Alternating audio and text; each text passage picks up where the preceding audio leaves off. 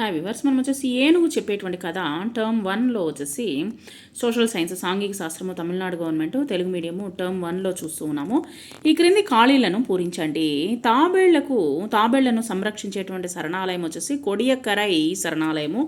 పలు రకాల ఉడతల్ని సంరక్షిస్తున్నటువంటి ఈ యొక్క శరణాలయం ఏది అంటే శ్రీవల్లిపుత్తూరు బూడిద రంగు ఉడతల శరణాలయము.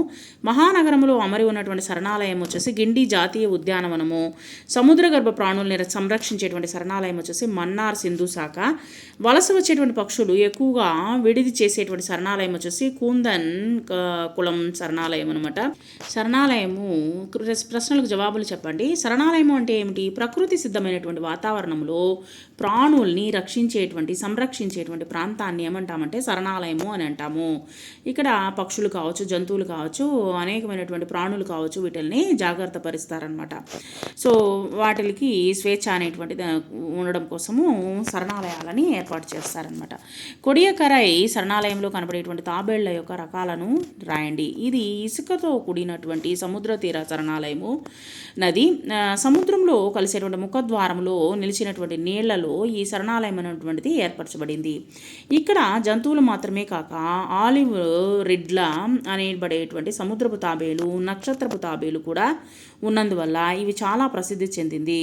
సో ఈ ప్రాంతంలో లభించేది ఆలివ్ రిడ్లీ అనేటువంటి తాబేలు, నక్షత్రపు తాబేలు అనమాట. మన్నార్ సింధు శాఖ ప్రాంతంలో కనబడేటువంటి ప్రాంతాలను సేకరించండి.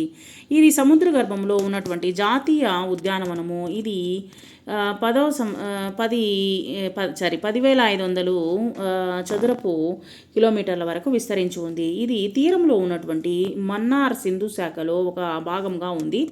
ఇది 21 చిన్న చిన్న దీవులతో కూడిన నది. ఈ ఉద్యానవనం వచ్చేసి సముద్ర గర్భ ప్రాంతాలకు ప్రసిద్ధి. ఉద్యానములోని సముద్రములో ఉన్నటువంటి రకాలు, తర్వాత వచ్చేసి సముద్రపు గడ్డి, తర్వాత వచ్చేసి సముద్రపులో పాచి రకాలు అనమాట. సముద్రంలో పాచి ఉంటుంది, ఆ పాచి రకాలు, సముద్రపు గడ్డి, పగడపు శెలలు మరియు మాంగ్రోవ్ మొదలైనటువంటి సముద్ర జీవులతో చేరినటువంటి 3,600 రకాలైనటువంటి స్థావరాలు, జంతువులు ఇక్కడ నివసిస్తూ ఉన్నాయి. సముద్రంలో ఉన్నందువల్ల ఈ ఉద్యానవనాన్ని సందర్శించడానికి ప్రజలకు అనుమతి అనేటువంటి లేదనమాట. సో లోపల వాళ్ళు సంరక్షిస్తూ ఉన్నారు.